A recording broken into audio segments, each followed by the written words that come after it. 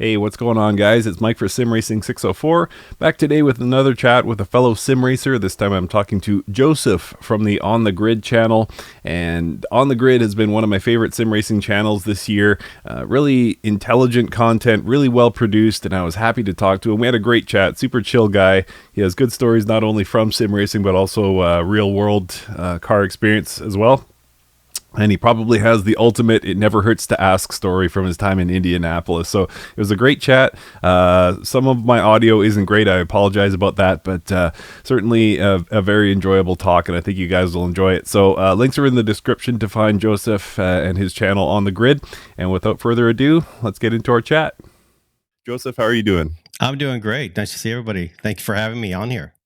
Yeah, thanks for joining me. Thanks so much for joining me. So, as I say, your channel is starting to really grow and take Yeah. off, and it's great to see. But for those who are not familiar with your channel, can you tell us a bit about it? Yeah, for sure. It's kind of an odd one. It started just randomly. I mean, I wasn't anticipating doing that. I was kind of encouraged to kind of go on Twitch and do streaming and do live streaming. And so I started doing that for a little bit. And I just found it was not really my thing. I didn't feel like just sitting, driving around and having people just watch me drive around a track. I wanted to do something a bit more, I guess you call infotainment, like just really sharing information, things that I felt like I was looking for a lot of times on YouTube. Like if I got a new game, I want to just know what are the settings, what are the things I can do, what are the options in the menu, what does this feature? So I kind of start going, well, let me play around with giving more informative based videos and just go down that road and see if it works out. And of course, as anybody knows doing content, you start figuring your way out and you're like, well, this is not really my thing. I'm going to go more in this end. And reviews were not something I wanted to do because I felt there's reviews everywhere. So I just really wanted to be more about infotainment, I guess you could say. That's great. That's Yeah. great. Yeah, I had the same thing because, like, I always say that a channel on YouTube should either be entertaining or educational to some extent. Yeah. And I found out very early on that I wasn't an entertaining guy naturally. Like, I'm an introverted person, so I can't be like a James from Gamer Muscle or something like that who could be Yeah. on for hours. That's not Yeah. my personality. So I kind of went the infotainment, as you rightly put it, route as well. So that's been good. So as far as your channel now, I see you feature a lot of different sims. You do great tutorials within those sims. Where do you see this channel going, like through 2021 and beyond? How much do you want to grow it, or are you just kind of taking it day by day, or what are your goals, sort of? Well, I think originally I just wanted to do something because I went from to one point doing over 100 flights a year in my real life, kind of traveling around to with this year zero. So you're at home like 24/7 and I'm working and doing everything, but at the same time I need to keep my creativity kind of flowing. And I said, well, let me try and do this out. I have, my setup, I have everything to do it, and let's just put a few videos out there. So as I start to go along, there's a lot of things that end up on the cutting floor because you're trying stuff out and you're like, oh, I don't like this. I'll just leave it. Maybe I'll come back to it, later Sure. on. But I think really what I want to do is to continue kind of looking on the inside or behind the scenes of our industry, of the sim industry, from the producers, the developers, all the different things like that. There's a lot of ideas I have down the road. It's just when you're still very young and growing, you don't have a lot of that. Pull to be able to do that kind of stuff. So as I get there, those are the kind of things I would like to do is really kind of expose a lot more people in the industry and how things happen in the sim industry. That's excellent. And Yeah. my advice on that front would be just to ask, because I think a lot of these developers, I'm surprised now that I've been working with Kunos and, on the launch of their newest DLCs and things like that, and working a bit with Reza for the launch of AMS2. And it's surprising how hungry they are to just get word out about their product. So I think if you're looking to go that way, just ask them, and I think they'd be very cooperative. And I think you have the quality, the content on your channel is of such high quality that I think they'd be more than willing to work with you on that. So I I think appreciate it. that'll work out just fine for you in Great 2021. advice. So as I say, you feature a bunch of different sims, and one of Yeah. my favorite videos that you've done so far is your feature on Race Room, and I can't remember what it was called, but it was basically touting Race Room as kind of the best overall sim. And I watched it, and I was like, wow, this guy's making just good point after good point. And I came out of it thinking, because going in, I thought ACC was my best overall sim, and then you just stated good point after good point, and I was like, wow, you know what? I think it is Race Room after all. But what is your personal? You say Race Room is the best overall, but what is your personal favorite sim? Oh, my personal favorite. That's a tough one because even when like, is this the best sim or is this the greatest one of of all the racers? I don't want to ever be pinpointed where I say this is the best one because I think they're all really good for certain Sure, things, and they all fair have, enough. if they weren't good, they wouldn't be around, and some have been around for a long time. So I always like to point out or actually throw the question to see what kind of feedback you get from the community, and for the most part, the community is really supportive of those kind of things, and they all want to have discussions, and I love discussion. That's why I try as much as possible to kind of respond to the comments and things like that, just to keep engaged with them. And I like to have those discussions. But I think it really depends. For me, I like to be able, coming from console gaming. I did console gaming for a long time. Back to Metropolis Street Racer and all those old games. PC racing or sim racing fully was only about 2 years ago, I guess, when I became part of that world mass development and doing Project Cars 2 and got to try all the builds, alpha, and going through that whole progress. I start to really enjoy that. So I guess for me, kind of going into the sim racing, I love ones that give you a lot of different variety in the game. And that's why I think Race Room, I keep gravitating back to it. And it's been around for a while. Like R Factor is a great one too. Just for me, R Factor, I find I love it, and I think it's got great physics and things like that. But to get into it and to set it up and understand the mods, and if you don't have the right, track and the right version of this and that, it could get overwhelming. So, and I keep wanting to go down the road and doing a video on that and trying to kind of decipher, the R Factor world. But I think Yeah. for me, Race Room is one that I like because of the variety of tracks, because of the variety of cars that you get into it, and they just keep supporting it. And so that's one I keep gravitating back to. But the best in that sense. But as far as GT3, I mean, you can't argue that ACC really is the most immersive one out there. Yeah. And Yeah. but they all have their pluses and advantages and disadvantages. But yeah. Yeah, for sure, for sure. And you mentioned a game there that I hadn't heard of just before. You were talking about you've been in sim racing for 2 years. What title did you say you played long Going ago? back, are you Yes. going to expose my age now? Metropolis Sim Race, Metropolis Street Do Racer, you want to which see my was gray hair? Do you want to feel better about yourself? That's why I have the hat on. Metropolis Street Racer, which was pre Project Gotham Racing. So the guys who Ah, did Horizon. So this is going way back, and that was for my first car in that I was exposed to was the Porsche 911 GT1, which I just spent hours and hours and hours driving around tracks on that. And Metropolis Street Racer was. It's like an iconic thing. It's kind of like Halo and the first person shooter. It's those. It was the one that really got me into racing, and I bought the wow. Xbox wheel where you put it around your lap and you're holding it on trying to drive. So it was amazing just to see the evolution of those games and where we are today. And For it's just sure. yeah. Yeah, yeah, it's incredible. And something like you talked about sitting the wheel on your lap and stuff, but we're getting a little peek of your rig behind you right Yeah. now. Can you tell us a bit more about the gear that you're running these days? Yeah, so this is new. I just got this like a week and a half ago, and I went from the RS1, the R seat, RS1, Yep. and I was Yep. like, okay, I'm sure it's going to be a nice upgrade, but I just want a bit more flexibility. And I couldn't believe everybody's saying it's night and day difference between doing an RS1 or a purpose made rig for like direct drives and so forth. So Mm. so I have the DD wheel there with my Porsche Podium, and obviously shifter and everything. This is a workout to set up. I don't know if anybody's waiting for the delivery of one of these, but just get ready because I was sore for like 2 days after setting this thing up. But I picked up Wow.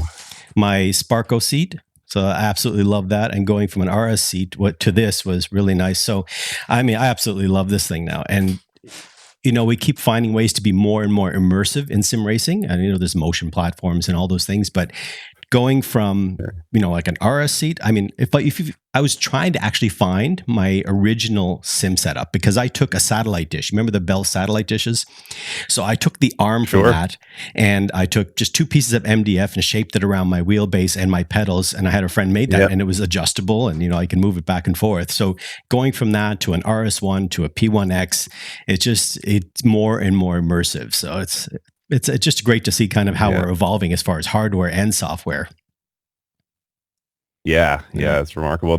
I'll give you credit for the Bell satellite dish arm. I think that's pretty brilliant. My it first was. ever like sit down rig was all wood. I went to Home Depot and I got, I think it was three 10-foot 2x4s and a half sheet of plywood, if I'm not mistaken, and just built it up. And I had this idea in my mind that I would get some Ferrari red paint and paint all this wood and it would look great.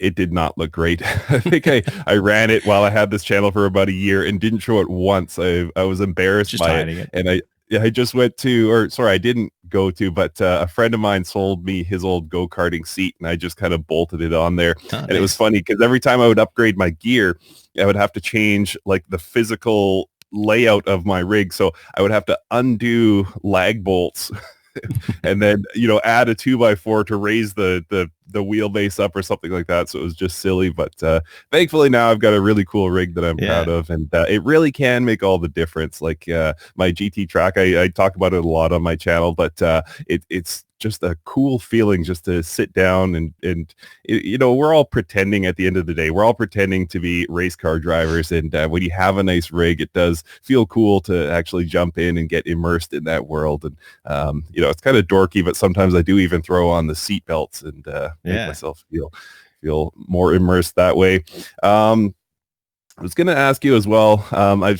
You and I have both kind of run parallel lines in covering the development of AMS2, Mm, and just curious, as the year is kind of coming to an end, we've seen Automobilista 2 go from early access to full release, and it got hit pretty hard by critics when it yeah. first came out, and a lot of the elements of it were kind of underdone, and we've seen it evolve. Just curious your thoughts at year's end. What are your thoughts now on the current state of Automobilista 2? Yeah, I mean, I think, kind of where we are now. I haven't done a video on AMS2 in a little bit because I just want to give it a bit more time. And I didn't want to do every single update. I wanted to do it where there's been Sure. accumulation. And there has been, over the last couple of weeks, quite an accumulation of updates and little tweaks and things that they've continued to do. But when it came out, I knew there was going to be a rough start at the beginning because it's a small studio. They're going on following up AMS1, and they have big shoes to fill there because there was a lot of people that really followed that a lot, and Yeah. so I went into looking at AMS2 with the idea of I'm not expecting something perfect. I know there's going to be a ride. I know there's going to be ups and downs in it. I know there's things that's not going to make everybody happy. And I saw kind of what was coming down the road, and I said I'm just going to ride with it and just let it evolve and see how it goes. And Sure. from day one of early access, when that came out to the public, and then to say, for example, that major force feedback update, that was a major step to there. And then from that force feedback update to where they are now, aside from the content, I mean, the content is one thing, racing the tracks and the cars, but I'm looking at overall the user experience. And for me, like videos that I do on the UI or crash tests, I think those are my favorites. I love doing those because it's things that maybe you don't really think about, but I'd like to see how those things change and watching them evolve, the user experience and making things a little bit better. Yeah, multiplayer is still a bit slow, and I think it's going to take time. People are still hesitant to jump in, but I think Hmm. giving it time, and I think maybe a free weekend once they kind of get things around like Race Room does often, I think that might kind of turn the tide and people will jump on a little bit more, just to give them that opportunity to play the game for the weekend and try it out, try the multiplayer with a multiplayer that's got a lot of rooms in it, and I think that'll give it an opportunity to shine. So I think they've just been Yeah. kind of waiting to get it to the right place to do that.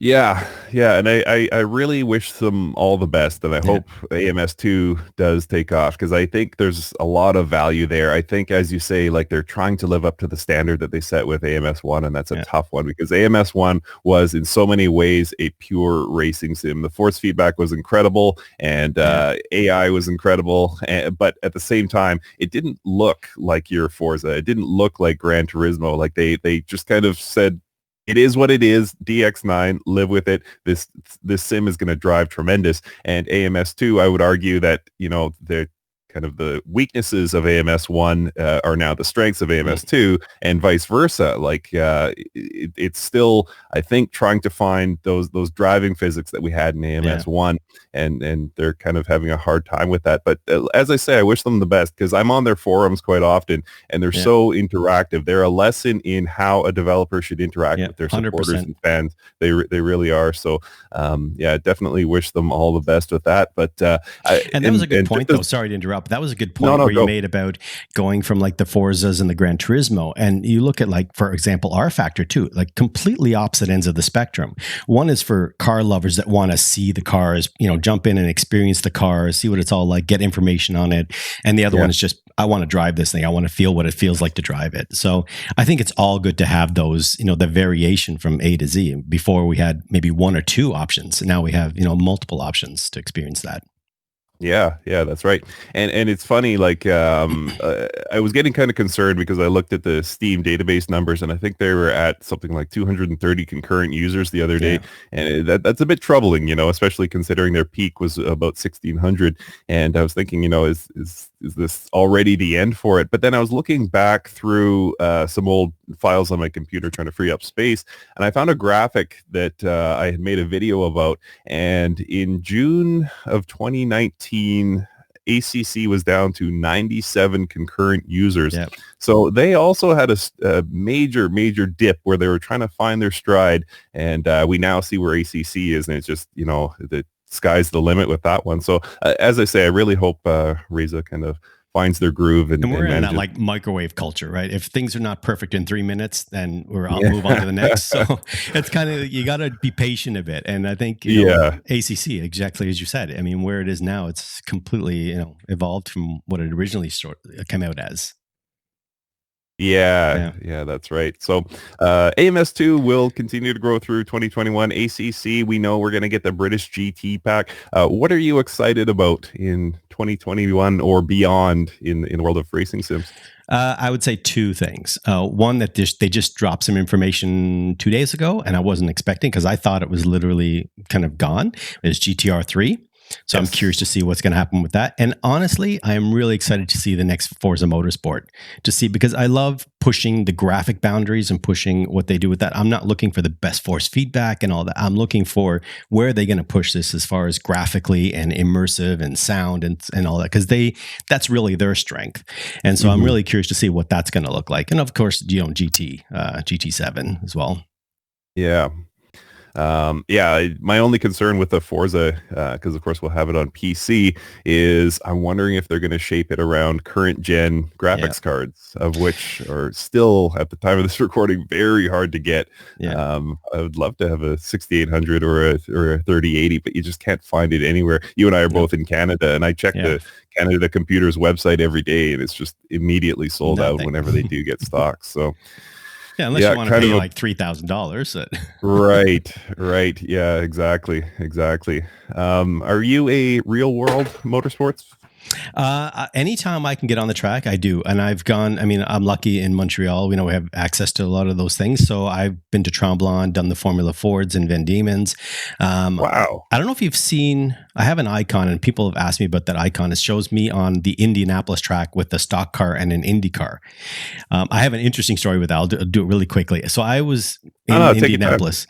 I was working there for the weekend, and I said, well, I'm in Indianapolis. I got to go see the track. So I took a drive over there, and it was at the end of the day on Sunday.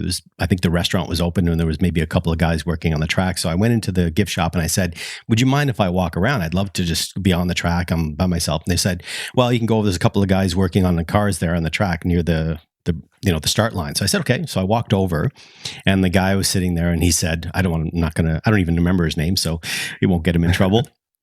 I said, I've done the Porsche racing school. I've done the Formula Fords. I'm experienced with it. I would love to take this car. If are you open to having me do one lap? He said, I don't think I can let you drive. I said, well, let's go one lap in the 2-seater. So I sat in the back. We went around one lap, and I was like, this is amazing. So I said, you got to let me. You can't have me here on the track and not let me do one lap in this thing. So he actually sat in the back and let me sit in the front. I didn't go obviously, high speed. It was quite low speeds. And I had my phone here filming. I got to post that one time. I had my phone filming and I'm driving this car on the track. We did one lap and it was like an amazing experience. I couldn't believe it actually happened. So That's sometimes incredible. destiny works out and it just, it's great. Yeah, yeah. So sorry, what was the Porsche school that you did? So in Birmingham, you can go to the Porsche Racing School, and there's like obviously 2 days, 3 days, advanced training and things like that. So I went and I wanted to do the 2 day all in. So you get to test all the cars. You do the off road with the Cayenne, the Cayman, the Panamera. Which going in, I Wow. never liked the Panamera. Leaving there, I thought it was a great car. I couldn't believe how it actually feels like a Porsche, a 4-door Porsche. It's unbelievable. But taking the Cayenne and going down hills this steep and just letting it do its job, and you see the wheels and everything adjusting, and you're like, this is unbelievable. And then obviously you take Wow. out, the Cayman was one I fell in love with that weekend. But then I took the Turbo S, did the skid track, doing all the burnouts and stuff on Okay. it. It's a great experience. If anybody Yeah, wants to, have an experience with a Porsche, that's the place to go for it. So it's great for that. But yeah, and then that is amazing. anytime I've been able to travel on vacation to Europe, I've been to Germany. I dragged my wife through all the museums there, and then same thing in Italy. Went to Monza and went to all the tracks there to visit them. And Lamborghini. Wow. I have my Miura shirt. I forgot. Picked that up at the Lamborghini Oh yeah. at the factory. Very cool. Yeah, so Huh. anytime That's I can get on a amazing. track, I'll do it. But here in Tremblant, they have iCar, which Jacques Villeneuve has had a partnership with. You can drive supercarts there, like the closest thing you'll get to like the real professional ones there. So that's one thing I still have to do. I want to do that next year. Hopefully, if everything gets back to semi-normal, we can get out and try that out. Yeah, but anytime I have an opportunity to get on a track or get in a real car, I'm there. Fantastic. Yeah. Fantastic. Wow, I had no idea that you had so much real world track experience as well, Oh, or yeah. real world supercar experience at least. That's amazing. Yeah, it's That's great. amazing. So always been a car guy, obviously, and Always. probably a racing fan since back in the day.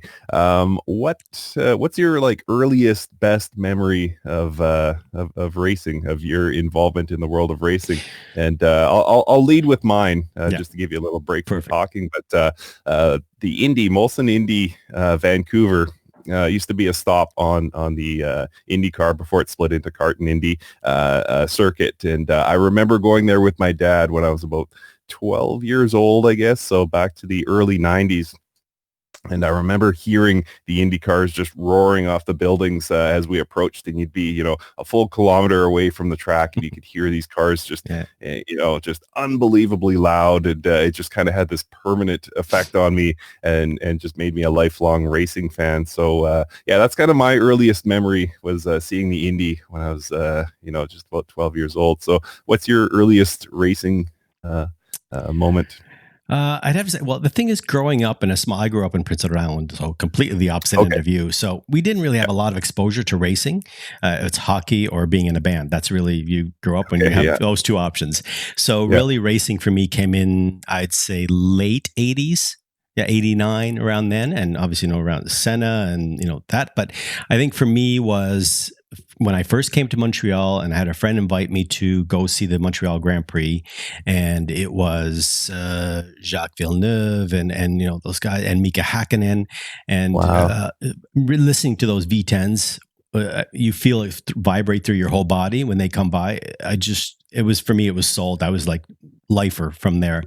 Yeah. Um, and I just was watching the Renault with Alonso yesterday on the track in Dubai, and just hearing Yeah, that that was brings you awesome. right back. I mean, it brings you right Yeah. back to those moments where you're there. And I was religiously going every year to the Montreal Grand Prix, and then for a few years, I just decided to give it a break. But probably not next year, but the year after in 2022, when all those changes come in, I'll probably be back because those cars look really, poster board, in your room. So I'm really excited to see those. So I'll probably be going back then. But yeah, really lucky to have the opportunity to have a racetrack right in your backyard.